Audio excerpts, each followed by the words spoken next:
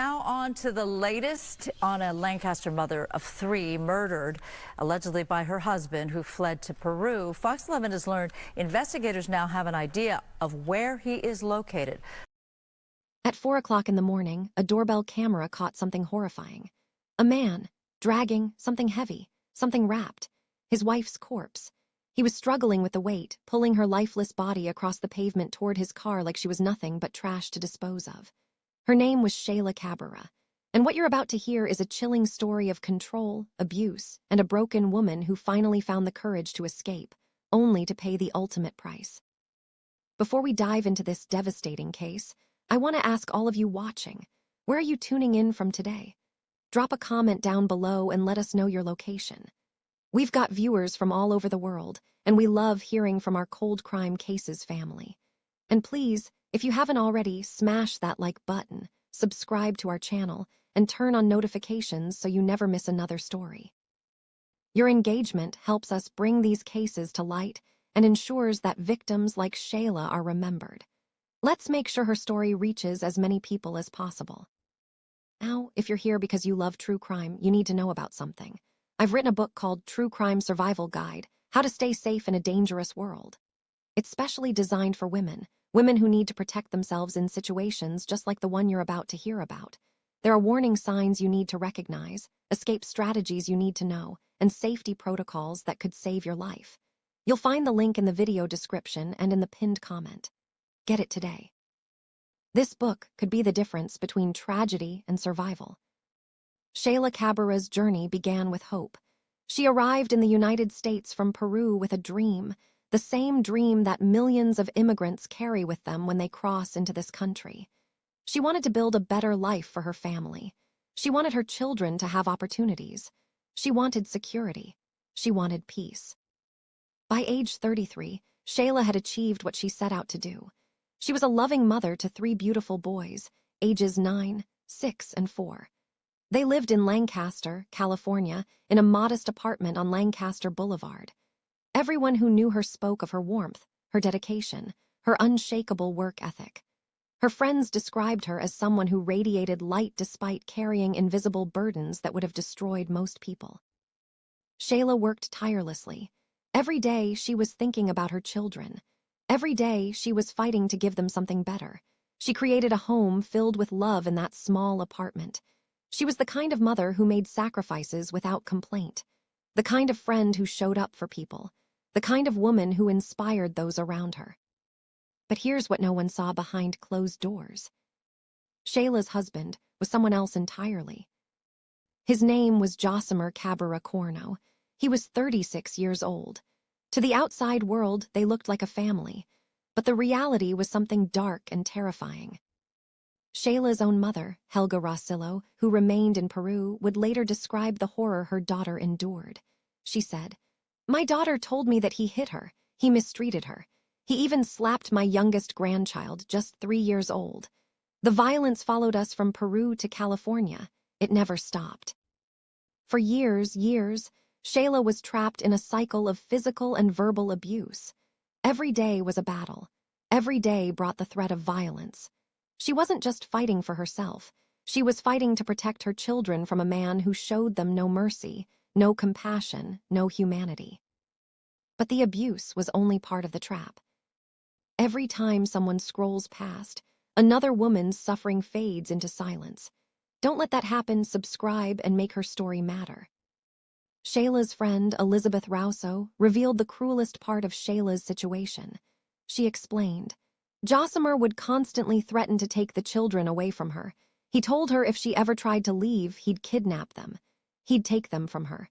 That threat was like a chain around her neck. She was paralyzed by fear." Imagine being in that position. You're being beaten. You're being degraded. You're watching your children suffer. But the moment you think about escaping, your abuser whispers the one threat that breaks you. Try to leave, and you'll never see your children again. That's what Sheylla lived with. That's the impossible choice domestic violence victims face every single day. For years, she endured it. She absorbed the pain. She kept smiling for her boys. She kept working. She kept hoping that maybe, just maybe, things would change. That maybe the man she married would become the man she thought he was. But hope is fragile. The breaking point. By summer 2025, something inside Sheylla had shifted. The years of abuse had worn away her hope. Staying had become more dangerous than leaving. The threat of losing her children was still terrifying, but the reality of keeping them with a violent man was worse. In early August 2025, Sheylla made a decision that took every ounce of courage she possessed. She asked her husband for a divorce. She told her friends she was leaving. She was going to take her 3 boys and start over. It wasn't a decision made in anger or desperation. It was calculated. It was brave. It was her final attempt to save herself and her children. On August 9th, 2025, Sheylla called her parents in Peru. She told them everything. She told them she was filing a report against Josimar. She told them she was leaving him. That conversation would be the last time her mother would ever hear her voice. The last time. In that apartment, Josimar knew what was coming. He could feel his control slipping away. The woman he had dominated through fear and violence for so long was planning to walk out the door and take his children with her. The mask was cracking. The illusion was collapsing. And beneath that mask was something far more dangerous than anyone imagined. During a vigil held later, one of Sheylla's friends spoke through tears. "We tried to get her out. We really did. We saw the signs. We tried to help. But domestic violence is complicated, especially when children are involved and when someone is making threats." The community had seen the warning signs, but they couldn't save her. No one could. What Sheylla didn't realize was that Josimar had no intention of letting her go. In his distorted mind, if he couldn't control her anymore, then no one would have her. Not her children, not her friends, not her family. No one. August 10th, 2025. August 9th was the last day Sheylla Cabrera was seen alive. If stories like this make you want to protect the innocent and expose the truth, then don't just watch. Subscribe. That single click could be the reason another story finally gets heard. On August 10th, the unthinkable happened inside that Lancaster apartment. The exact details remain sealed in court documents, but prosecutors have alleged that Josimar murdered his wife that day. They allege that a knife was used.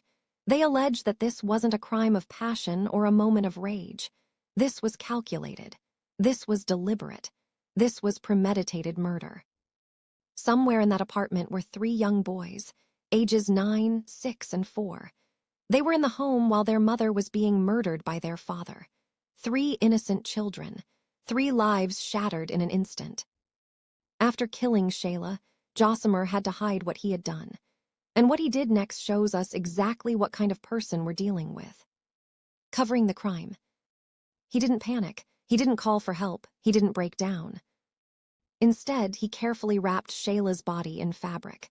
He moved methodically, like a man who had already made peace with what he was about to do, like a man who had a plan. He wrapped his wife, the mother of his children, in material and prepared to dispose of her like garbage. In the early morning hours, still on August 10th, hours after the murder, Josimar began moving his wife's body. The apartment complex was quiet. Most people were asleep. He probably thought no one would see him. He was wrong. A neighbor named Norbelv Marara was returning home from a night shift around 2:40 a.m., and she saw something that would later become crucial evidence. She saw Josimar cleaning out the trunk of their family car, in the middle of the night, at an hour when no one should be awake. She told reporters, "I work those hours. I know there's nobody around at that time. Seeing someone cleaning a trunk at that hour, I thought it was scary, really scary. Something felt wrong." She didn't know it then, but she was witnessing a man preparing to dispose of his wife's body. What happened next was captured on video. A neighbor's Ring doorbell camera recorded the moment that would seal Josimar's fate. The timestamp read 4:00 a.m., August 10th, 2025. The footage showed a figure struggling with something heavy, something wrapped in fabric. He was dragging it across the pavement with obvious effort. Whatever was inside that bundle, it was heavy. It was difficult to move.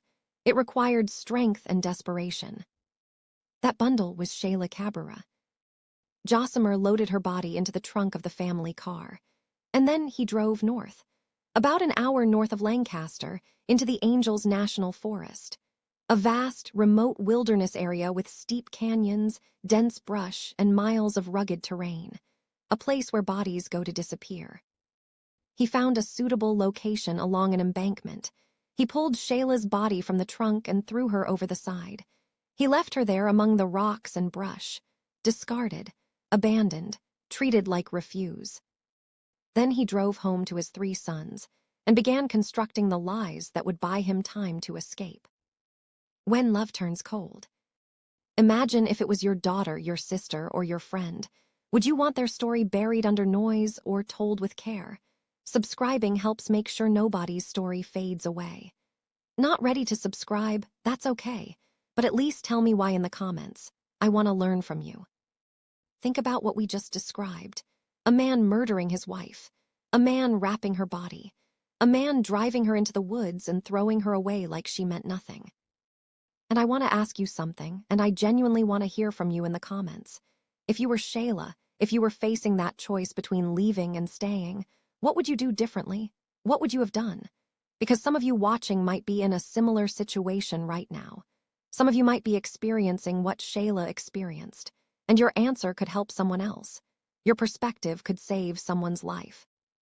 This question is for the genuine lovers of these cases, for people who understand that true crime isn't just entertainment, it's a warning.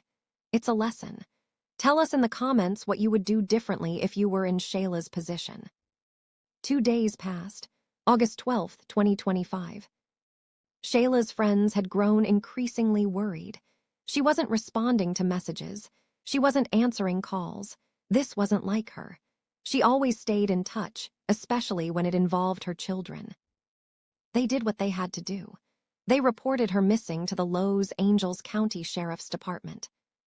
Deputies responded to the apartment complex on the 500 block of Lancaster Boulevard. They took a missing person report. They began asking Josimar questions. And his stories began to fall apart immediately. Lies unravel. Josimar gave different explanations to different people about where his wife had gone.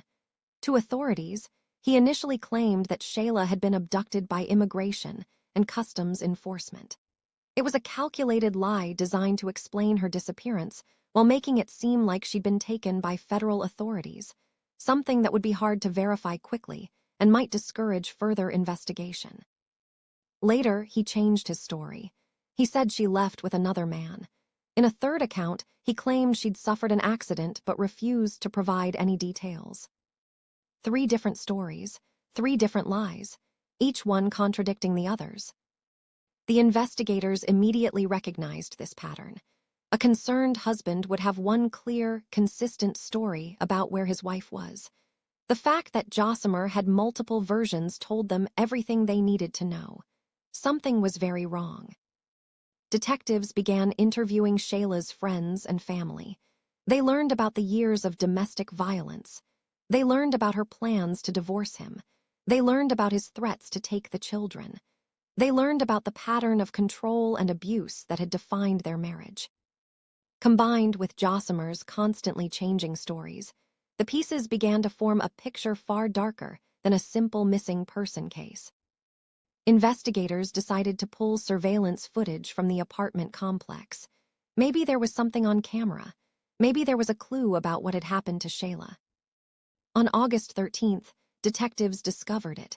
They found the Ring doorbell camera footage from a neighbor, and what they saw transformed everything.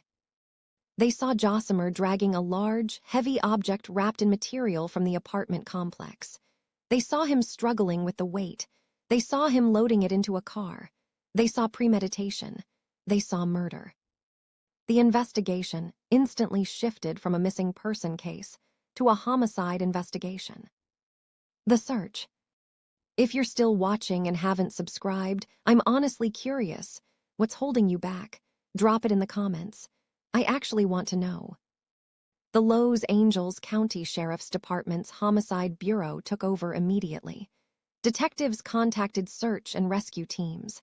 The Angels National Forest covers over 700,000 acres. Finding a body there would be nearly impossible, but they had to try. Investigators worked with the Mexican General Consulate and the Peruvian General Consulate.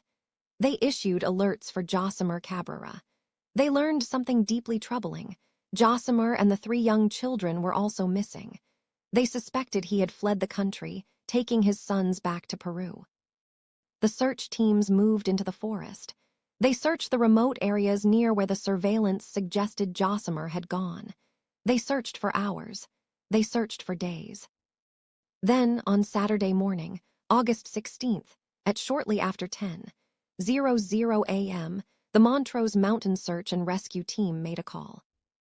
They had found something. They had spotted material over the side of an embankment, material that matched what they'd seen in the surveillance footage. The discovery was in a remote area of the Angels National Forest, about an hour's drive from the Lancaster apartment. Homicide detectives rushed to the scene. When they examined the material more closely, their worst fears were confirmed. Inside that material was Sheylla Cabrera. She was pronounced deceased at the scene. The evidence was complete. The video showed Josimar dragging something from the apartment. That something was his wife, and now her body had been found exactly where the evidence suggested she would be. For Sheylla's friends, her family, her mother in Peru, the confirmation was devastating. The woman they loved, the mother they hoped would escape, the friend they tried to save, she had been murdered by the man she married and discarded in the forest. That same day, investigators received more news. The 3 Cabrera children had been located safe in Peru and taken into protective custody. At least the boys were safe. At least they would survive this nightmare. But their mother was gone. That evening, loved ones held a vigil for Sheylla outside Lancaster City Hall. Women held signs reading "Justice for Sheylla" and not one more. They lit candles. They remembered her. They demanded accountability. But Josimar was thousands of miles away, having fled to Peru in a desperate attempt to escape justice. This took me hours of painful research, reading autopsies, police files, and the cries of women that were ignored. If you felt safe watching from your screen, the least you can do is hit that red subscribe button. Josimar was detained in both Mexico and Peru after crossing into those countries by land. But in each instance, he was released. Why? Because he hadn't been formally charged with a crime yet. Without charges filed in the United States, authorities in Mexico and Peru had no legal grounds to hold him. It's a loophole in international law that allows murderers to slip through the cracks. Peruvian authorities questioned him at the airport in Lima. They took the children into protective custody, but they couldn't detain Josimar himself. Peru's foreign ministry announced that it would repatriate the children to Los Angeles to be reunited with their maternal grandmother. Meanwhile, prosecutors in Los Angeles County were preparing their case. On Thursday, August 21st, 2025, homicide investigators presented their evidence to the Los Angeles County District Attorney's Office. Josimar Cabrera Corno was formally charged with 1 count of murder. The allegations included the use of a knife as a deadly weapon. Special circumstances were filed that could result in a maximum sentence of 26 years to life in prison. The next day, the district attorney's office filed an extradition arrest warrant. District Attorney Nathan Hochman issued a statement. "The allegations against this man are horrific, and we will do everything possible to bring him to justice back under our jurisdiction so he can be held accountable." An Interpol red notice was issued. Josimar Cabrera was now a wanted fugitive across the entire globe. There was nowhere left to hide. For days, Josimar remained at large in Peru, but he knew the walls were closing in. He knew it was only a matter of time. The evidence was overwhelming. The charges were filed. The world was watching. On August 27th, 2025, he turned himself in to Interpol headquarters in Lima, Peru. Peru's National Police Force released a video announcing his surrender. In the footage, Josimar appeared handcuffed, wearing an Interpol insignia on his shirt, flanked by law enforcement officers. The man who had beaten his wife, murdered her, and discarded her body had finally run out of places to run.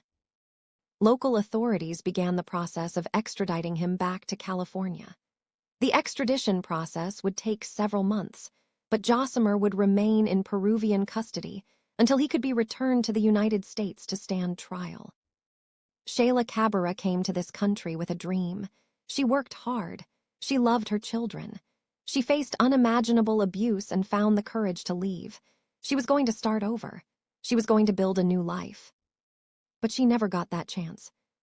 Her story is a reminder that domestic violence doesn't discriminate. It crosses borders. It hides behind closed doors. It destroys families. And far too often, it ends in tragedy. If you're watching this and you recognize yourself in Shella's situation, please know this. You are not alone. Help is available. Resources exist. Your life has value. And I want to remind you about my book, True Crime Survival Guide: How to Stay Safe in a Dangerous World. This book was written specifically for women who need to protect themselves. It contains warning signs, escape strategies, and safety protocols that could save your life. You'll find it in the video description and the pinned comment. Please get it. Share it with someone who needs it. To everyone watching, I need your help. Please like this video. Subscribe to Cold Crime Cases. Turn on notifications. Comment down below, tell us where you're watching from, and most importantly, tell us your thoughts about this case. Would you have done things differently? What should Sheylla have known? Your comments could help someone. Share this video with people who need to hear it. Share it with women in your life who need to understand the warning signs of abuse. Share it with anyone who might be in danger. Together, we can make sure that stories like Shella's lead to change. Sheylla Cabrera deserved better. She deserved justice. She deserved to watch her children grow up. She deserved a life free from violence. Let's honor her memory by spreading awareness, by supporting survivors, and by demanding accountability. Thank you for watching. I'll see you on the next case.